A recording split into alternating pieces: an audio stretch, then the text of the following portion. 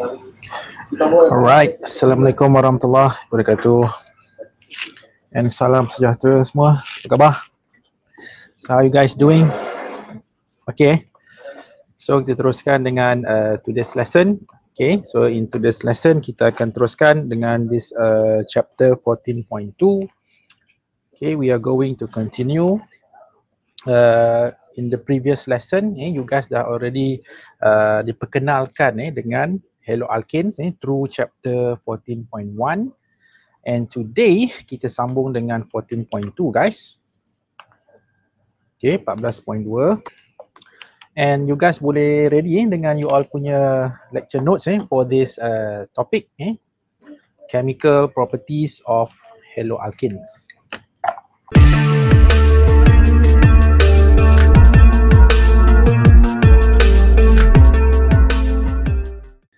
Okay guys, sekali lagi saya remind you all, your UPS akan cover sampai this chapter, sampai chapter 14.2 guys. So I hope untuk the previous 3 chapters 11, 12 and 13, jangan tunggu until the last minute baru nak study. You better prepare from now, jangan dah lambat-lambat nanti baru nak study, nanti you all akan ada problem. Okay, because organic ni is not a subject yang you all boleh belajar dia overnight. Oh, tak boleh kelas, tak boleh. Please do not ever buat macam tu. Kalau tak you akan ada problem nanti. And let's say you ada problem di peringkat awal ini, ada masalah. Okay, kalau tak boleh come and see me, tak apa, tanya saya saja dekat WhatsApp boleh, you nak dekat Telegram boleh, personal ataupun kalau you nak jumpa dekat unit, tak apalah, kita ikut SOP lah, maksudnya set appointment lah bila you nak datang. Okay, insyaAllah I will try my best to help you. Okay, so kita teruskan dengan today's lesson guys. Okay, so these are what you are going to learn guys in this chapter 14.2, di mana at the end of this topic ataupun at the end of this 14.2, you guys should be able to, pertama sekali, you akan tahu macam mana nak explain nucleophilic substitution reaction of haloalkanes. Okay, you guys ingat lagi tak? When it comes to a type of reaction, kita ada 4 kan? And one of them adalah substitution. Okay, the first substitution reaction you belajar dekat mana? Dalam alkane, remember? Free radical substitution, and that was your first substitution reaction you belajar. And then the second substitution reaction ni recently you belajar dalam chapter 13 in the previous lesson kan, you belajar electrophilic aromatic substitution, yang ada 4 tu kelas. Yang ada 4 reaction tu, nitration of benzene, you ada halogenation of benzene, Friedel-Crafts alkylation dan juga acylation. These 4 actually adalah tindak balas yang kita panggil sebagai electrophilic aromatic substitution. Okay guys, untuk haloalkanes actually dia ada satu lagi tindak balas penukar gantian ataupun what we call as substitution reaction, but this time kita sebut dia sebagai nucleophilic substitution reaction. And kenapa nucleophilic? Nanti saya akan explain lepas ni. Okay, and then guys, dalam this nucleophilic substitution reaction, you akan belajar ada 2 more mechanisms. Dan jangan risau, ini adalah the last 2 mechanisms yang you guys akan belajar. Ini akan saya kata ada 10 kan altogether kan. Jadi ini yang ke-9 dan yang ke-10. Apa dia? SN1 mechanism dan SN2 mechanisms. Ini pun nanti kita akan tengoklah kenapa nama dia SN1. Apa maksud S, apa maksud N, apa maksud 1 and 2 tu kan. Nanti kita akan tengoklah dalam lesson kita nanti. And then seterusnya what you are going to learn adalah you all akan try to compare the reactivities of primary, secondary and tertiary haloalkanes towards hydrolysis dan juga alcoholysis. Okay, hydrolysis means tindak balas dengan air, alcoholysis means tindak balas dengan alkohol.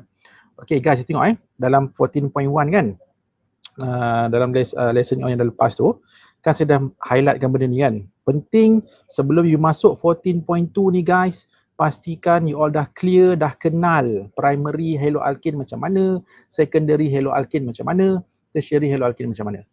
Or else you akan berdepan dengan major product, major problem. Sebab kalau you tak kenal primary, secondary, tertiary, you akan ada masalah dekat sini.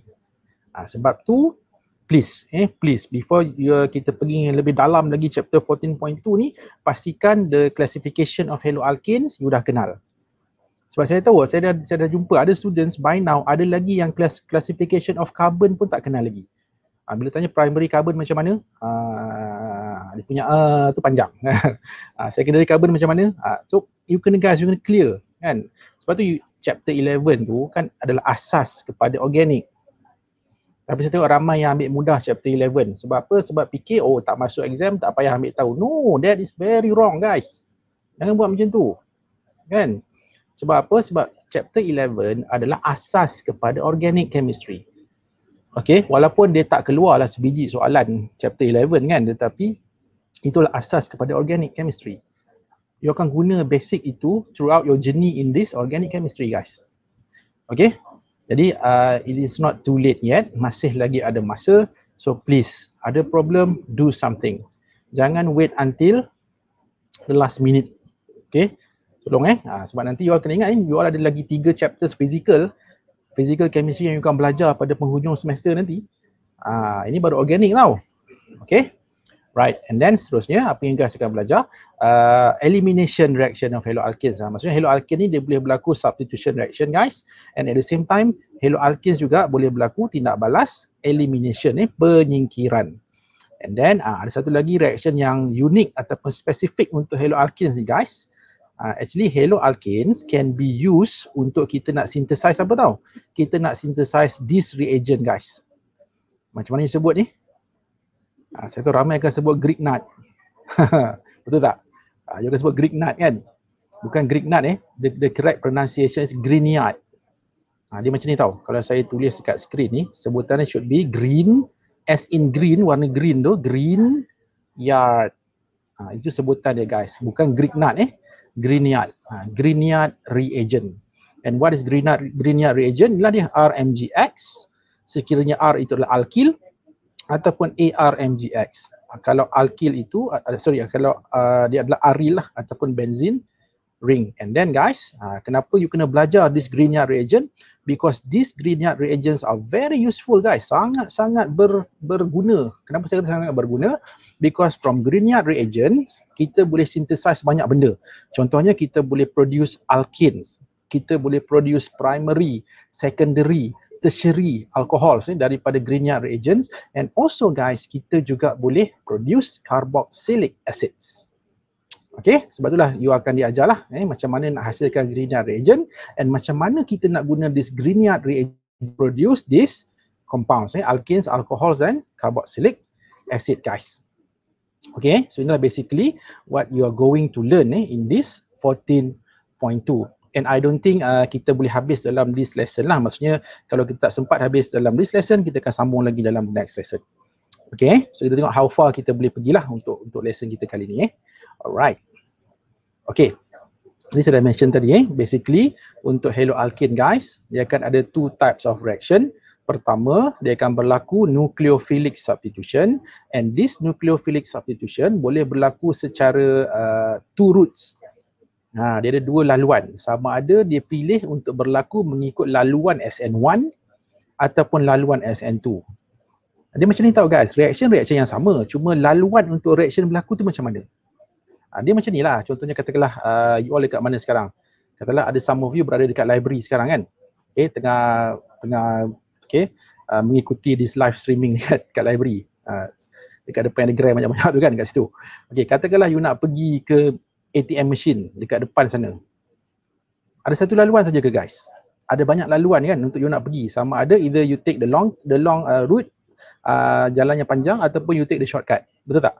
Sama juga dengan this nucleophilic substitution. Okay, dia macam ni tau. Reaction yang sama tetapi dia boleh berlaku mengikut 2 path ataupun 2 laluan, 2 routes yang berbeza. Jadi macam mana laluan apa yang dia akan pilih? Siapa yang akan pilih, itu nanti kita akan tengok guys. Sabar kalau sempat hari ni kita masuk. Okay, nanti kita tengok. Itu yang pertama. Second adalah elimination reaction. Okay, tindak balas penyingkiran. Eliminate maksudnya dalam this reaction akan ada small molecule, contohnya macam hydrogen halide ataupun water, okay, yang akan disingkirkan from this elimination reaction. Okay, ini dua tajuk besar lah ataupun dua reaction besar. So apa specific reactions yang you akan belajar under nucleophilic substitution? Yang pertama, ini kelas. You akan belajar hydrolysis of haloalkane using aqueous solution of sodium hydroxide. Ini yang pertama lah under nucleophilic substitution. Second, you akan belajar reaction of haloalkane with potassium cyanide. Okay, KCN lah, potassium cyanide. And then yang ketiga kelas adalah reaction of haloalkane with excess ammonia. Okay, dia tinggal perkataan excess tu. Sebab kena perkataan excess dengan ammonia yang berlebihan. Kenapa berlebihan? Adakah nak membazir ke apa? Tak, ada reason dia. Nanti kita tengok kenapa ammonia tu must be in excess. Okay, so these are the reactions under nucleophilic substitution, guys. And then under elimination reaction, what you guys are going to learn adalah dehydrohalogenation of haloalkanes. Sounds familiar, right? Kan? Macam biasa jumpa kan reaction ni? Kat mana, guys? Ingat lagi tak kat mana you jumpa reaction ini? Ini kan you belajar dalam chapter apa? 12.2 kelas alkenes, remember? Tindak balas apa ni? Tindak balas ataupun synthesis of alkene. Kan alkene can be produced dua cara kan? Satu through dehydration of alcohols, satu lagi apa? Through dehydrohalogenation of haloalkanes. Nampak tak? Sebenarnya dah belajar dah reaction ni. This is not a new reaction actually. Cuma kita masukkan sebab dia berkait. Sebab tu saya kata kan, banyak kali saya cakap benda ni. Walaupun organic, you found that in organic chemistry ni sangat banyak guys kan topik dia kan. Kita start daripada chapter berapa? Daripada chapter 11 until chapter 20 kan. Itu untuk topik organik. Walaupun banyak topik, tapi kalau you guys tengok dengan detail, sebenarnya ada some topics dia berkait tau, dia related. Contohnya alkene ada kaitan dengan haloalkane. Haloalkane ada kaitan dengan alkohol. Dia macam tu, dia related. Jadi sebenarnya dia tak susah untuk you nak belajar. Cuma dalam organik ni you kena plan your work, you kena plan your study. Sebab tu saya kata benda ni is not going to, you tak boleh master dia overnight, tak boleh. Okay, dia kan take time lah, maksudnya dia kan ambil masa. Yang penting sentiasa everyday buat practice organik. You tak dapat spend sejam pun, at least satu hari 30 minutes ke you buat untuk latihan organik pun cukup. Jangan tinggal langsung. Ni langsung tak buat. Kan seorang tutorial punya banyak, tak buat.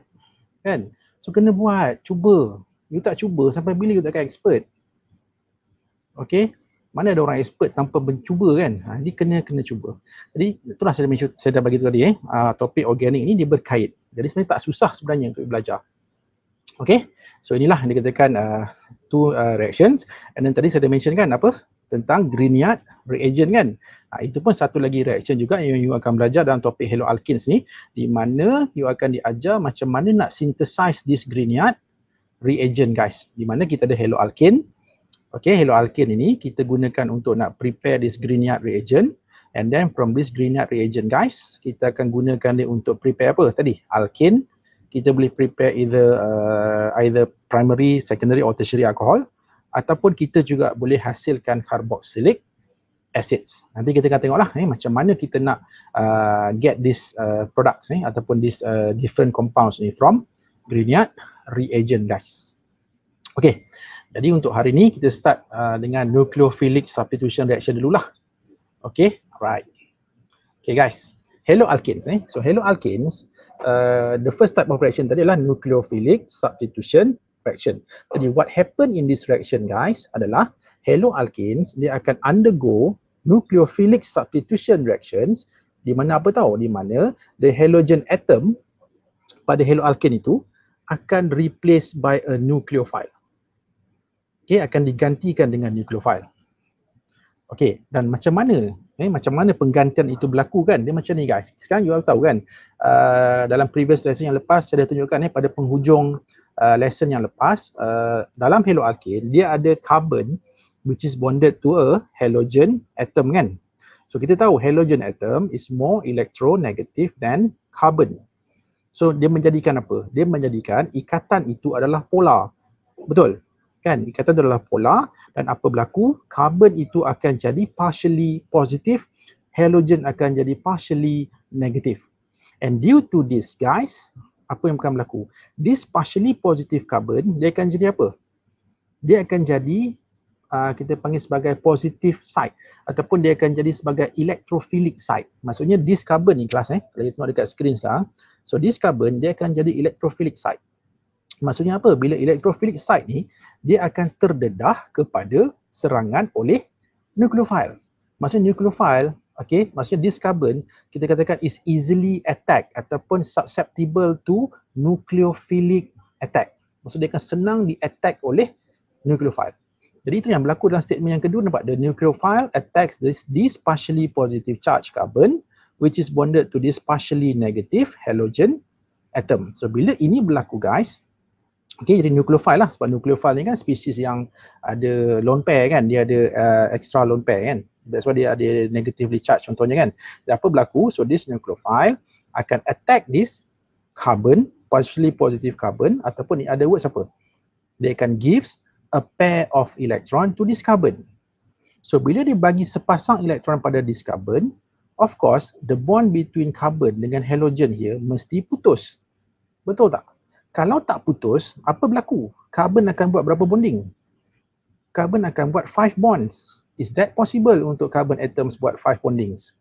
5 covalent bond. Mana boleh kan? Carbon, sp3 carbon maximum 4 bonding saja kan, 4 sahaja. That's why bila nucleophile dah form a new covalent bond with this carbon, so apa akan jadi pada this halogen? Halogen ini perlu keluar. Halogen tu perlu keluar. Dia mesti keluar lah. Takkan dia nak apa? Carbon ni dia tak boleh menjalinkan dua hubungan tau. Faham tak? Dia kena pilih salah satu. Kalau dia nak stick with nucleophile, halogen kena pergi. Sebab tu apa yang berlaku dekat sini guys. Okay, kalau tengok dekat sini, apa berlaku pada this halogen atom? So this halogen atom akan leave with its bonding electrons. Maksudnya halogen atom tadi dia akan keluar sebab carbon tadi dia dah bind dengan nucleophile tadi kan. Jadi halogen akan keluar. So bila halogen ini keluar guys, kita panggil dia sebagai leaving group.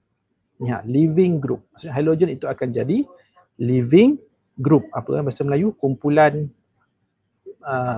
bukan kumpulan meninggal kumpulan meninggal pula.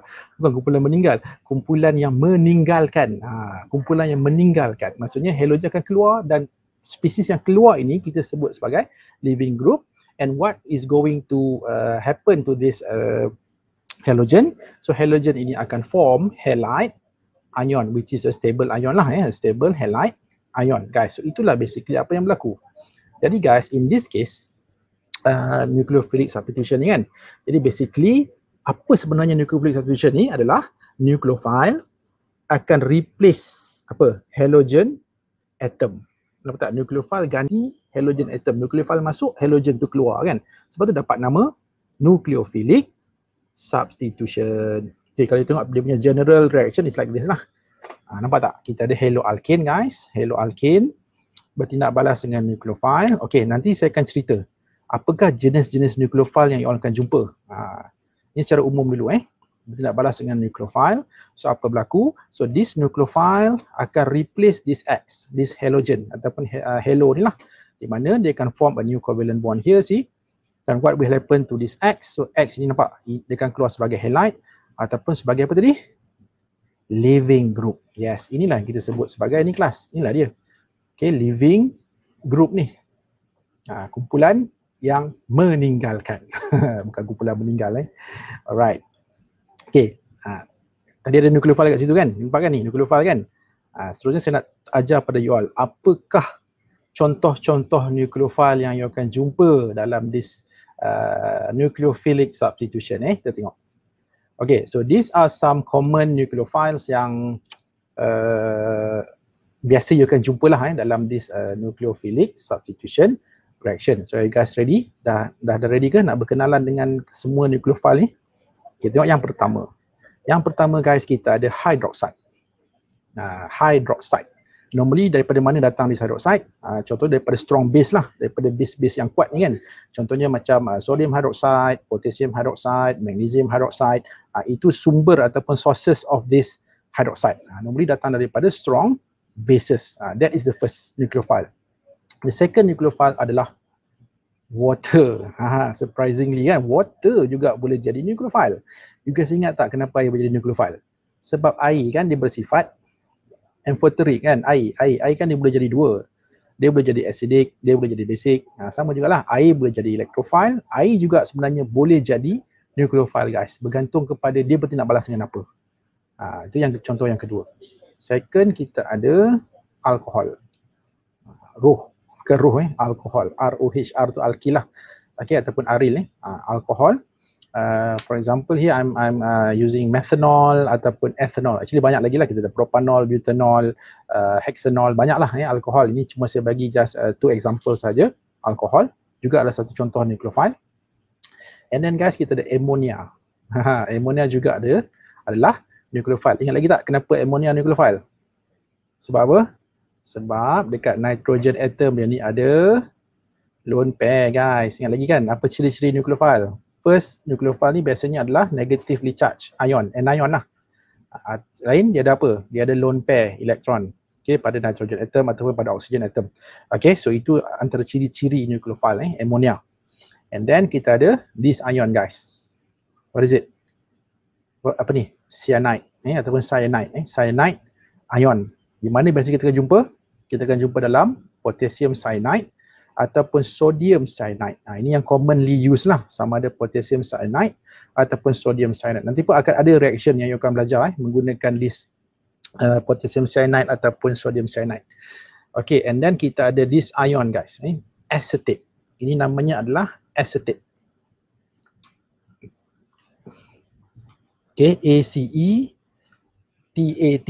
acetate ion. Jangan salah sebut. Ada student sebut acetate, bukan acetate. Acetate tu benda lain. Acetate tu ladang kan, acetate. Ini acetate, acetate ion. Contohnya dalam sodium acetate. Sodium acetate ada ion acetate. Jadi acetate itu actually adalah suatu contoh nucleophile. And then kita ada apa seterusnya? This ion guys. Ni RO minus ni. What do we call this? Who knows? Ini namanya adalah alkoxide ion. Okay, alkoxide. Okay, alkoxide. Yes. Alkoxide ion guys, alkoxide ion. So biasanya alkoxide ion ni mana dia punya sumber dia? Yang pertama kita ada potassium methoxide. Okay, ataupun sodium methoxide. Ataupun yang ketiga ni, you nampak ada OK ni kan? OKO. Ini adalah potassium tertiary butoxide. Sebab ini kan actually adalah apa ni? Okay. Sekejap guys, saya rasa ini ada kesilapan kat sini ni. Actually structure dia bukan macam ni tau. Okay, potassium tertiary butoxide should be like this. Saya draw, saya redraw semula. Okay, macam ni, CH3, CH3, CH3. Okay, macam ni guys. Inilah dia, ni bukan ni, salah ni. Dia tertinggal C kat sini. Dia tertinggal satu C.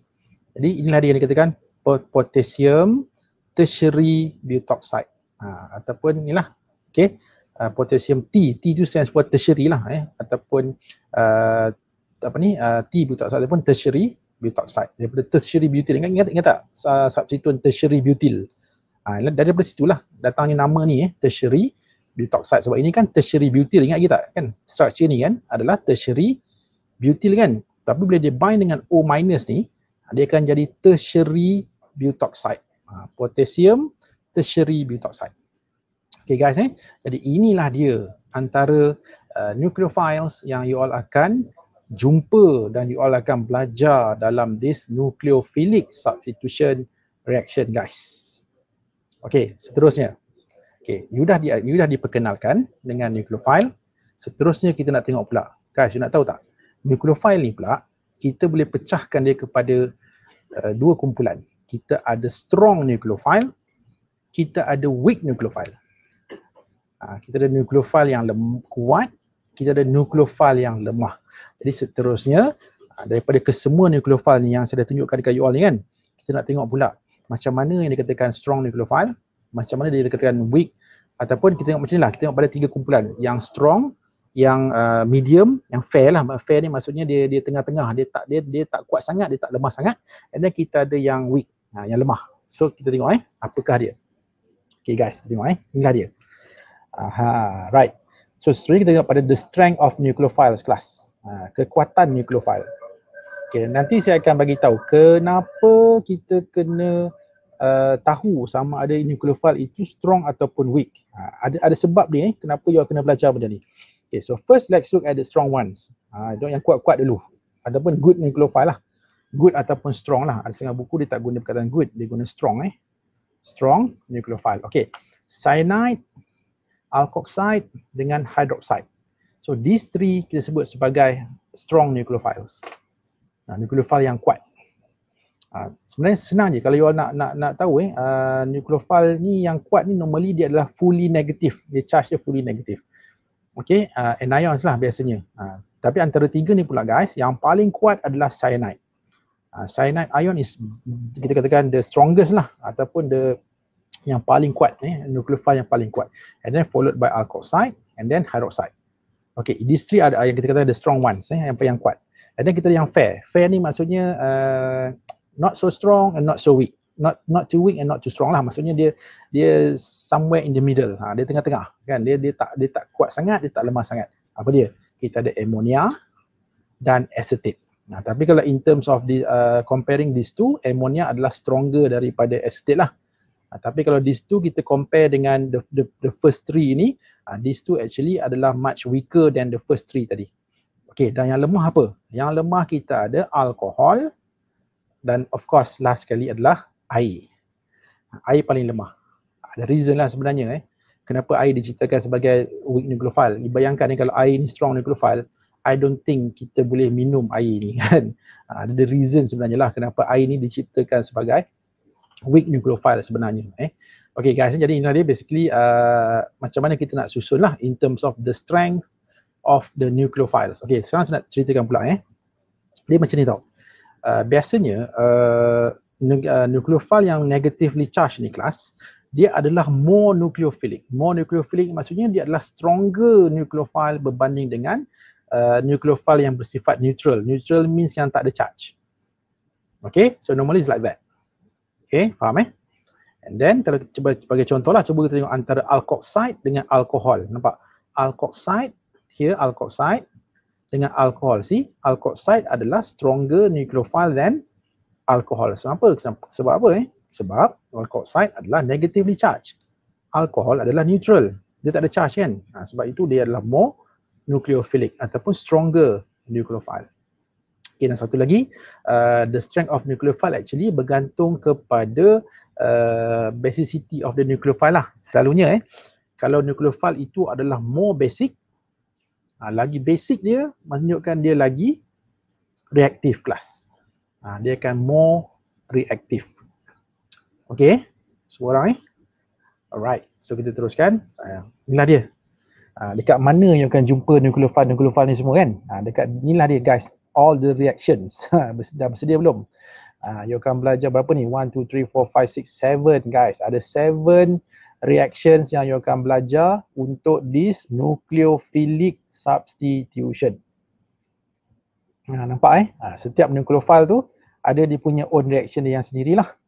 And insyaAllah I will try my best untuk kita tengoklah sempat tak cover untuk this lesson semua all of these 7 reactions guys. Okay, tak apa, kita akan go through satu persatu Alright, kita start dengan yang pertama dulu. Di kelas hydrolysis of haloalkane menggunakan apa? Aqueous solution of sodium hydroxide, ataupun dalam equation kita akan tulis macam ni lah, sodium hydroxide / water, menunjukkan kita menggunakan diluted ataupun aqueous solution of sodium hydroxide yang kita tindak balaskan dengan haloalkane. Okay, jadi in this reaction class, apa yang kita buat adalah haloalkane kita akan tindak balaskan dengan aqueous solution of sodium hydroxide, di mana kita akan mix these two, lepas tu kita akan boilkan dia, dan apa berlaku? Kita akan dapat alcohol class. Nampak tak cara penulisan equation ni? Tengok kita ada haloalkane bertindak balas dengan sodium hydroxide in water, ataupun kita katakan aqueous solution of sodium hydroxide. See the product here, you akan dapat alcohol dan you akan dapat sodium halide. Ni sebab kita guna sodium hydroxide, so kita dapat sodium halide. Dan you nampak tak apa berlaku kat sini? X, which is the halogen, replaced by apa? Ataupun substituted with OH. Nampak tak? Itu dia katakan nucleophilic substitution. Sebab apa? Sebab X, bila X ni keluar, X keluar sebagai X minus halide.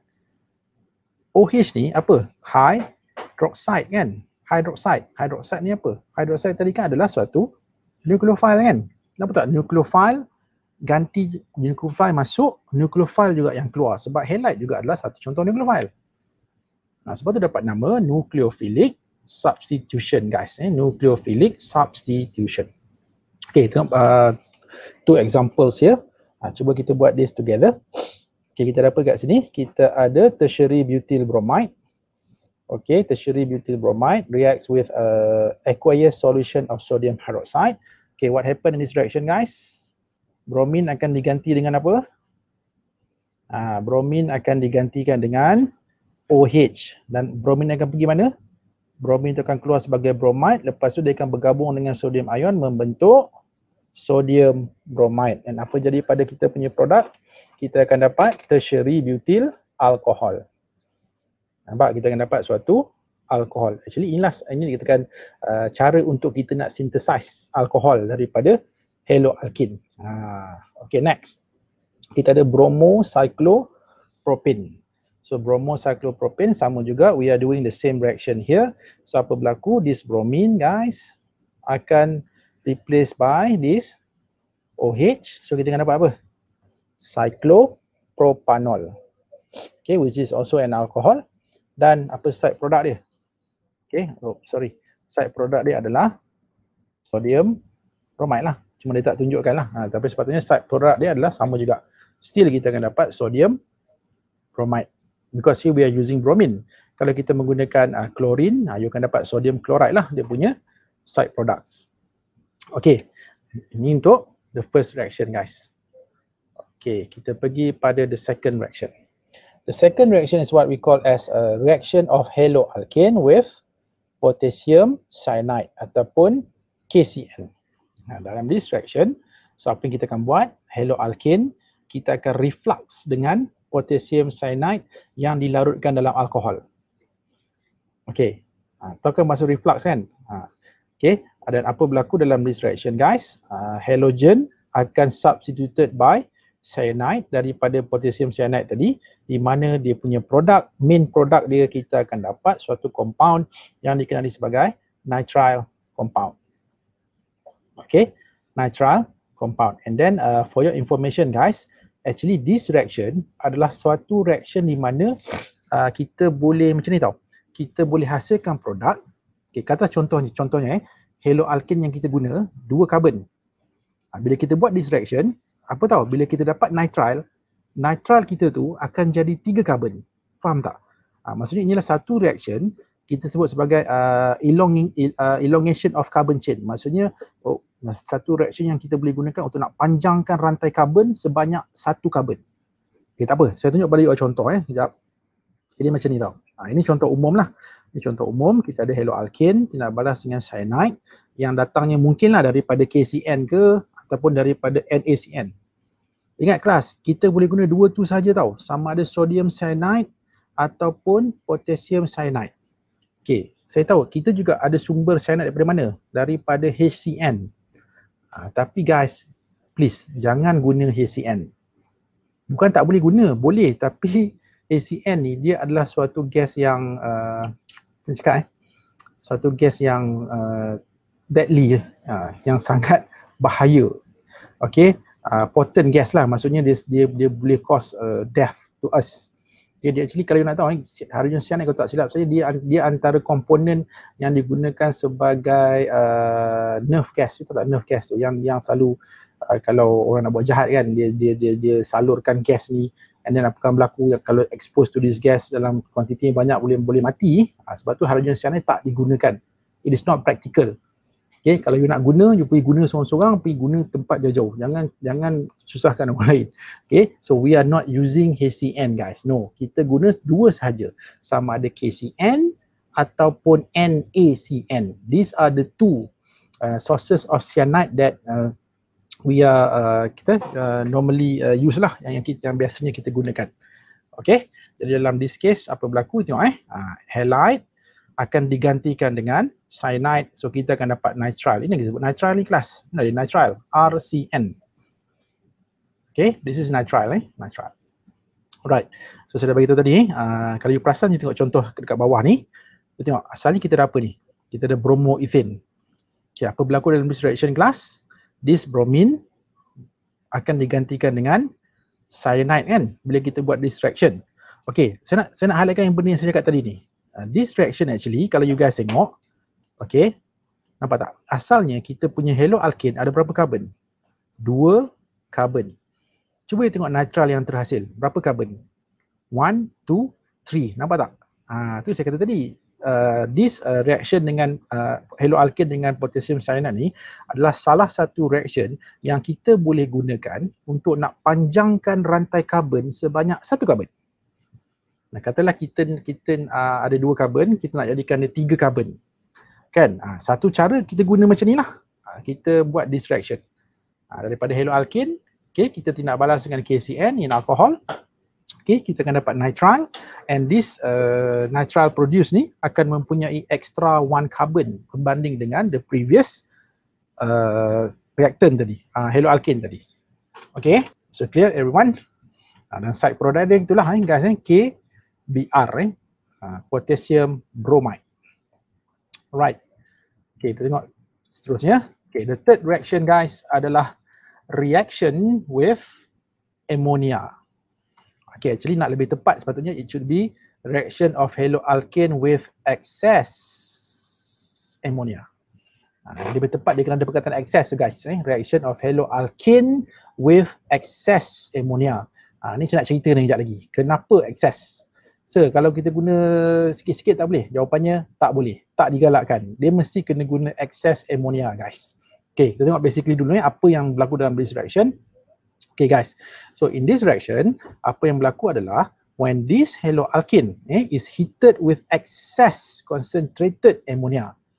Nampak? Excess concentrated ammonia. So apa yang berlaku guys? Halogen atom ini akan digantikan dengan amino group NH2. Maksudnya kita akan dapat apa? Kita punya produk, you akan dapat amine guys. Kita akan dapat amine. Okay, sekarang saya nak tunjukkan kenapa ammonia mesti excess. Kenapa ammonia mesti excess? Dia macam ni tau. Okay, sekarang you all jangan tengok yang ni dulu. Okay, abaikan yang ni dulu. Dia macam ni. Kalau ammonia ni tak excess, kan, apa yang berlaku adalah dia macam ni. Kita ada haloalkane, okay, tindak balas dengan ammonia. Actually ini apa yang akan berlaku tau. Dia akan produce this complex dulu, ataupun this ion dulu, and then seterusnya dia akan produce primary amine. Dia akan dapat amine. Okay, let's say kalau ammonia itu tak cukup. Apa yang berlaku adalah kalau kita menggunakan limited ammonia ataupun ammonia itu is the limiting reactant, habis dulu, apa yang berlaku adalah okay, amine ini, okay, apa yang berlaku adalah amine akan bertindak balas dengan ammonia.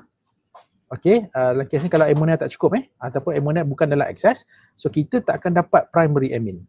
Instead kita akan dapat apa tau? Dia akan jadi macam ni. First kita akan dapat primary amine like this class.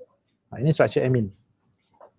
Okay, jadi apa yang berlaku bila ammonia itu limited, kan, bila ammonia tu habis ataupun limiting reactant tadi kan, apa yang berlaku adalah amine ini dia akan bertindak balas dengan haloalkane ini kelas. Jadi bila amine bertindak balas dengan haloalkane, so apa berlaku adalah seterusnya H pada amine ini akan digantikan dengan R. Dan katakanlah kalau amine ammonia tu masih lagi tak cukup, habis, selagi mana dekat N tu ada H, semua akan digantikan dengan R. So kita akan dapat apa? At the end kita akan dapat tertiary amine. Jadi that's why kalau you all nak dapatkan primary amine from this particular reaction. That's why ammonia yang kita gunakan mestilah excess. Sebab kalau ammonia tak excess, kita tak akan dapat this primary amine guys. Okay, kita akan dapat higher class of amine. Sebab itulah reason dia. Kenapa ammonia itu mesti secara berlebihan, excess. Okay, kita tengok contoh kat bawah ni. Ini contohnya lah, kita ada chloroethane. For example, chloroethane. And then kita nak balaskan dengan excess ammonia. So see, you akan dapat apa? Kita akan dapat, ni kalau you nak tahu, ni namanya adalah ethanamine. Okay, ethanamine which is a primary amine. Nampak tak? Kalau kita tak guna excess ni, ammonia ni, apa berlaku? Kita we won't get this ethanamine. Instead kita akan dapat tertiary amine, bukannya primary amine. So that is the case. Kenapa this reaction kita mesti gunakan excess ammonia? In fact, dalam you punya equation, if you don't write this word excess, dia akan salah lah. Kena tulis perkataan excess tu guys. Tak kisahlah you nak tulis atas ammonia ni ke, dekat bawah ammonia ke, tepi ammonia ke, tapi perkataan excess itu mesti ada dalam your equation. Okay, mesti kena ada. Okay guys ni. Okay tak? Baru 3 ni, ada banyak lagi reaction ni dalam nucleophilic substitution ni.